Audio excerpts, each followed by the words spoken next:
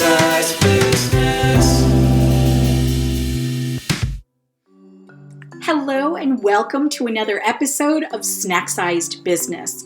Today I'm so excited to share with you someone who I have been following on social media for a while now, a couple of years. Her name is Donna Rubin and her company is called Speech Studio. But what really ignites me about her is the work that she's doing collecting the speeches of women, American women throughout the ages. And if you follow her on LinkedIn, you'll see that every day that she posts a different talk or a different speech from a different woman.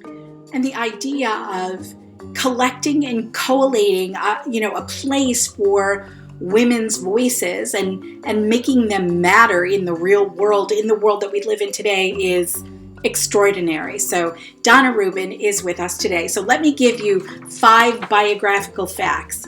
She says she was a professional speechwriter for many years and got sick of hearing people quote or misquote Churchill all the time.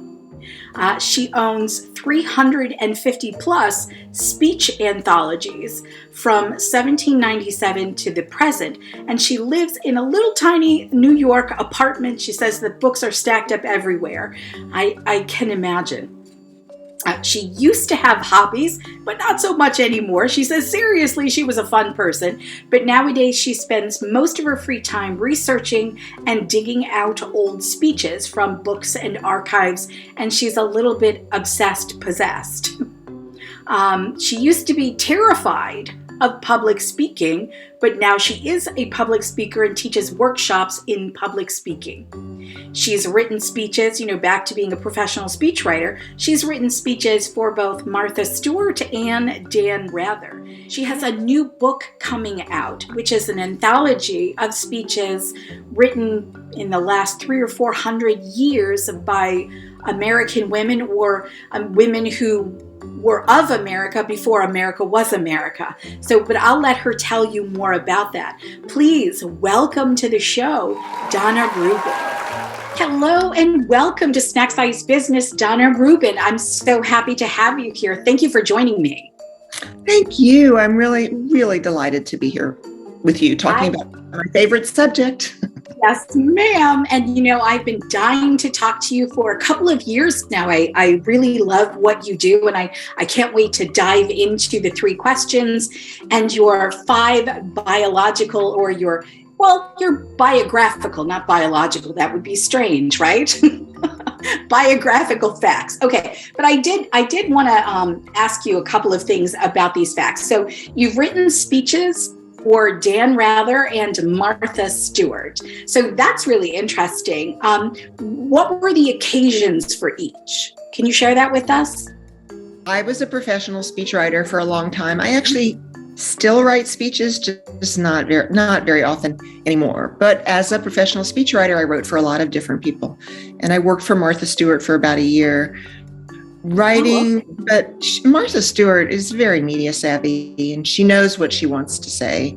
She can ad-lib any speech anywhere at any time and come out sounding perfectly cogent and coherent and inspiring. But I helped her with her presentation. So I did that for a year. And for Dan Rather, I worked for him as a news producer. And then around that time, I also wrote a few speeches for him. It was a pleasure. Oh, that's terrific. Yeah. Oh, I would imagine. When I was a kid, I had to read his book for school. It was called The Camera Never Blinks. I don't know if you remember that book, but it was fascinating and gave me a view into a world I had never even understood in the smallest way before as a teenager. So fascinating. And really, I walked away from that book really going, this is a good guy, He is a good person. He's an honest person. And the reason that I included those is because they couldn't be more different. Martha Stewart and Dan Rather. They're not really different universes. You are not kidding there. All right. So let me get down to my 3 questions and then we'll come back to a couple of other questions on your biographical facts. But question number 1, what conversation do you wish you'd had but did not? Well, I've become so interested in history in recent years. I was an undergraduate history major. I got a degree in history, but it's only been in recent years as I've gotten older that I've really profoundly appreciated that we're not here by accident today. Our existence right now on the planet, in our country, in our towns, wherever we're located, whatever our views, it's all predicated on things that happened before us and on people who did things before us. They took action and made choices. So I wish that I had spent more time talking to my grandparents and my father and asked them a lot more questions. Right. I think it's just the folly of youth that young people think they know a lot. Right. And the older we get, the more we realize we don't know anything. Mm-hmm. No. Now, thank goodness my mother is still alive. Ooh, wow. And we talk all the time. And I do ask her a lot of questions about the past. She's 94 and she has a really good recollection. And we talk about the past. Now, my dad's been gone for 20 years and he used to sit down and watch these documentaries about World War II and in the Pacific. And I would watch with him, but I don't think I ever once asked him a question about anything, during his time in the Navy and what he did. And I really wish I could go back and talk to him about what he saw and thought and did. Right. In those years. Found, like some people from that generation, my dad fought in Korea. They don't want to talk about it. My dad didn't allow us to ask any questions. He was like, it's over, it's done. I don't want to talk about it. So, yeah. Well, I'd like to know, when did you find out about the Holocaust and what did you think? What did you think when Truman dropped the bomb on Nagasaki and Hiroshima? Did it seem clear in your mind or were there moral doubts? I mean, what did you think about the Japanese and the Germans and how have your views changed? All that stuff is so interesting to me now, but I was just I didn't have any context, so I didn't know how to ask those kinds of questions. Right. I think that's moral questions, right? Context. And what was it like? What was it like to live during the war? And what did you, I don't know. I'm interested. I'm really interested. Yeah, it's fascinating. All right, let me ask you question number 2. What do you love? I'd love for you to communicate what you love about what you do. I love appreciating and the world opening up when I look at the past. To me, the world broadens. It's like the aperture of a lens in a camera that, if you open the aperture wider, you take in more and more vision. And that's the way it is for me when I look at the people who came before us. And it seems to me that whenever I come to a new understanding about the past, which is all the time, the world opens up a little bit more. It just seems like there's more clarity and more focus. And it's that, it kind of reminds me, I'm a lifelong learner and I love being in school. And it kind of reminds me of being in college and you pick a class out of the catalog, right? And you don't know what you're going to learn. But then you take this class and, oh my God, it's like a whole new world opens up. I feel that way on a daily basis. It's a sense of awe and wonder about the world as we experience it. Right. I love that. I love the visual of the aperture on the camera lens. That's a great way to put it. Really well done. Thank you.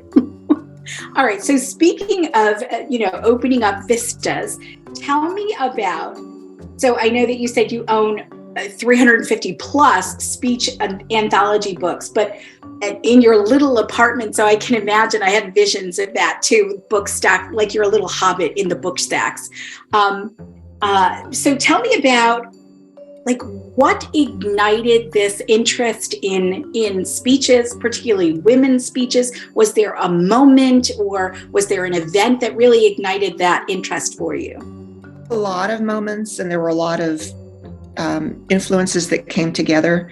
I've been thinking along these terms of feminism and women's interests for many, many years, really since I was a teenager. I was thinking about women's contributions in the world and women's voice, although I wouldn't have called it that, but I was always interested in that. And then I became a journalist and a speechwriter. And when I was a speechwriter and involved in the speechwriting community, I started noticing that there were very few women's speeches and voices in our public discourse. And there were constantly people quoting Winston Churchill. Right. And you said quoting incorrectly. Incorrectly So very often. Is there a specific quote you're referring to? Oh, no, just all the time, constant. All of it. Used to be constant. And, I have tremendous admiration for Winston Churchill. A few years ago, there was an exhibit at the Morgan Library here on his oratory, and I went and read every word and just, soaked it all in. But it did occur to me that it was ridiculous to be quoting Winston Churchill all the time, even in speeches by women and about women. So I thought, we've got to change that. And then I bought a couple books of women's quotations. And then I started bit by bit becoming more and more aware that there was a whole history that was overlooked. And then one day I went to my bookshelf and pulled down a volume that I'd had there for many years. It was William Sapphire's Lend Me Your Ears. It's a classic book. Yeah, I feel like I know that book. Okay. Yeah, it's been in multiple reprintings, and William Sapphire was somebody who I admired since I was a teenager. He was a former speechwriter. He wrote for Nixon. I think he wrote for Agnew. He's the one who came up with that famous quote, "nattering nabobs of negativism," for a speech by Agnew. And then he went on to write a column about language in the New York Times. And I used to read his column all the time because I'm a word nerd. I love the etymology and history of words. Me both, my friend. I love that. So I really admired him. So I pulled down this volume. I'm actually looking at it right now. "Lend me your ears" is a quote from Shakespeare, from Julius Caesar. "Friends, Roman countrymen, lend me your ears." And in this collection, which purports to be a collection of the finest oratory throughout history around the world, I just looked at the table of contents and started counting them up, and there were 225 speeches by men and 20 by women. And I actually remember the moment when I was looking at that table of contents and the scales fell from my eyes. And I thought, there's something seriously wrong with this picture. And that was the main catalyst for me. I was already kind of prepared. I was prepped for it. But when that table of contents was open, there's a problem that has to be fixed. So then I started this website, and I started throwing on all these speeches by women, more and more and more and more and more, and buying speech anthologies and buying speech anthologies and looking for speeches by women. And I created an infographic that you can find on my website. And it has pictures of all the covers of the speech anthologies. And it shows you how many of them have no speeches by women, how many have 2 speeches by women out of hundreds. Wow. So I've demonstrated, it's not scientific, but it's as scientific as I could get. I demonstrated that the history of speech as represented in these anthologies has completely overlooked women. And of course, it's not just yesterday, it's today. I mean, a few years ago, now things have changed, but it used to be that op-eds in the newspaper, articles, experts that were quoted, always male voices. And then, until recently, we had this problem with panels that had no women experts on them. It hasn't entirely gone away, but nowadays, if you hold a mantle, you're likely to get called out on social media. Yes. And you won't do that again because it's embarrassing, and there's no excuse for it. Right. So this was the catalyst for me, is the dawning realization that women's voices really do matter and have mattered, but the history books, the curricula, and the media have not given them their credit. Yes. Let me ask you, do you think it's a function of throughout history, from time immortal, that women have not had a platform, and only really in the last 200 or 300 years, mostly in the last 5, I think, have started to gain a voice and a platform with the advent more of social media too? Do you think it's because women weren't allowed to have a voice? Well, I think it's a complicated question and answer. But look, Historically, women were not in legislative bodies. They weren't heads of government. I mean, there were some like, Queen Elizabeth, or there have been, historically, there have been some, Catherine of Russia, some female leaders, but in general, male were our national leaders, our legislative leaders, our generals. They had positions of prominence, and so they were the ones who were considered important. But since the 70s and 80s in scholarship, there's a big, maybe even before that in the 60s, there's a big shift towards social history. And we began to appreciate that it wasn't just history from the top down, but history from the bottom up that matters too. Right. So women who were speaking out about every issue concerning women's lives, about childhood, about reform, social reform, about household sanitation and municipal sanitation, women who were speaking out against poverty and for education, women, even though they weren't in general holding positions of legislation and governmental leadership, were nevertheless speaking out and using their voices. And in trials, in testimony, there are many examples of women using their voices bravely when their safety and reputations were endangered. So women have been using their voices. It's just only recently that we've expanded our notion of whose voices matter. Oh, that's interesting. It never occurred to me to think about testimony in trials. You're absolutely right about that. In my new book, I have a book coming out of an anthology of women's speeches. I have testimony by women who bravely stood up and used their voices, such as the she was an enslaved woman, Jane Johnson, when she spoke up in a trial and, in the 1860s and spoke up for her liberty. It was very dangerous at the time to do things like that. So women have used their voices, but our definition of what matters in history has shifted radically. That's an excellent point. All right, let me ask you our third structured question. What communication advice do you live by? Well, I would say two things. One is know your stuff. Know your stuff. Just be prepared. Preparation is essential because if you are prepared, you will sound more authoritative and sound more knowledgeable and sound more trustworthy and legitimate. But also, if you are prepared, you will be less nervous. If you know your material, you'll be speaking from a position of strength and not one of insecurity. So that's number one. And I think number two is simplify, simplify, simplify. I think for me, the communicators I admire the most are the ones who say a lot with few words and then know when to stop. It's not just about saying your piece and sitting down. It's about knowing how to distill information. Distillation. I think it was Lincoln who, at one point, somebody asked him why he spoke so briefly, and he said, I know it was a letter he was writing, and he apologized in the letter. He said, I'm sorry this is so long, but I didn't have time to make it brief. Isn't that what Mark Twain says?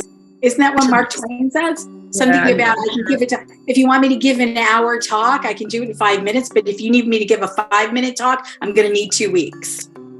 Right. That sounds right. Like that. Yeah. Well, the thing is, there are two things that happen when you interpret information. One is you synthesize from different sources, and the other is you distill. And those are things that take thought. I mean, you actually have to think. You have to sit and think. Distillation and synthesizing. And those are not easy things to do. And so you have to do that if you want to be concise. But there are people who are brilliant communicators who just do this naturally. I mean, somebody like Gloria Steinem is an amazing communicator. She distills and synthesizes. Neil deGrasse Tyson, he talks about, he's a fabulous communicator. They're just people who know how to do this. And when they do, they rocket into visibility because people appreciate that they can make things comprehensible. I want to call out women. So, he's great and he's a man. And and he's a man. Ms. Steinem. He's highly skillful. There are lots of astronomers and astrophysicists now who are women. Yeah. There was just on 60 Minutes last Sunday night, there was a piece about physics, and almost all the women that they featured and quoted all the people were women. And I was so impressed to see that. The sciences have become much more welcoming to women, and women are speaking out for science and educating us really in highly skillful ways.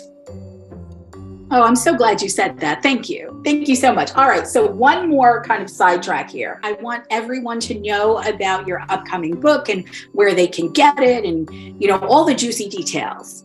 Well, the book is coming out. It'll be available in March on the publisher's website. It's called Speaking While Female, 75 Extraordinary Speeches by American Women. And it is an anthology, a collection of women in America who've been speaking out since 1637, before the United States was a nation, from 1637, which was the Puritan era, to the present. So in every major period in American history, at every historical juncture, women were using their voices. I mean, the temperance movement, the abolition movement, women's rights, suffrage, World War I, the labor unrest, World War II, civil rights, women were speaking.